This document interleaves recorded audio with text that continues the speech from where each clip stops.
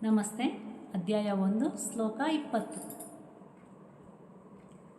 ಅತಾ ವ್ಯವಸ್ಥಿತಾನ್ ದೃಶ್ವಾಂ ಧಾರ್ತರಾಷ್ಟ್ರನ್ ಕಪಿಧ್ವಜಃ ಪ್ರವೃತ್ತೆ ಶಾಸ ಸಂವಾತೆ ಧನುರುದ್ಯಮ್ಯ ಪಾಂಡವಾಂ ಋಷಿಕೇಶಂ ತದಾ ವಾಕ್ಯ ಮಿದಮಾಹ ಮಹೀಪತೆ. ಅತ ಆಮೇಲೆ ವ್ಯವಸ್ಥಿತವಾಗಿದ್ದ ದೃಷ್ಟ್ವಾಂ ನೋಡಿ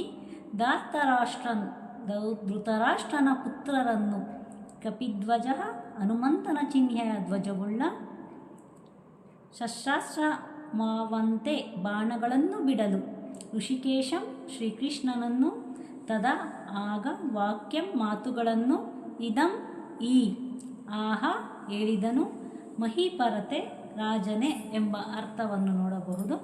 ಅನುವಾದ: ಆಗ ಪಾಂಡುಪುತ್ರನಾದ ಅರ್ಜುನನು ಹನುಮಂತನ ಗುರುತಿಸಿರುವ ಧ್ವಜದ ರಥದಲ್ಲಿ ಆಸೀನನಾಗಿದ್ದು ತನ್ನ ಧನಸ್ಸನ್ನು ಎತ್ತಿಕೊಂಡು ಬಾಣಗಳನ್ನು ಎಸೆಯಲು ಸಿದ್ಧನಾದನು. ಓ ರಾಜನೇ, ಯುದ್ಧ ಸನ್ನದ್ಧರಾದ ಧೃತರಾಷ್ಟ್ರನ ಪುತ್ರನ ಕಡೆ ನೋಡಿ ಅರ್ಜುನನು ಶ್ರೀಕೃಷ್ಣನಿಗೆ ಈ ಮಾತನ್ನು ಹೇಳಿದನು. ಭಾವಾರ್ಥ: ಯುದ್ಧವು ಇನ್ನೇನು ಪ್ರಾರಂಭವಾಗುವುದರಲ್ಲಿತ್ತು.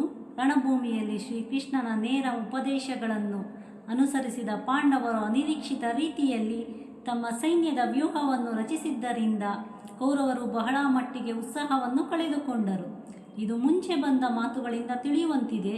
ಅರ್ಜುನನ ಧ್ವಜದಲ್ಲಿದ್ದ ಹನುಮಂತನ ಸಂಕೇತವು ವಿಜಯದ ಮತ್ತೊಂದು ಸೂಚನೆಯಾಗಿತ್ತು. ಏಕೆಂದರೆ ರಾವಣರ ಯುದ್ಧದಲ್ಲಿ ರಾಮನ ಪಕ್ಷವನ್ನು ವಹಿಸಿದ ಶ್ರೀರಾಮನ ವಿಜಯಿಯಾದನು. ಈಗ ಅರ್ಜುನನಿಗೆ ನೆರವಾಗಲು ಹನುಮಂತ ಇಬ್ಬರೂ ಆತನ ರಥದಲ್ಲಿದ್ದರು.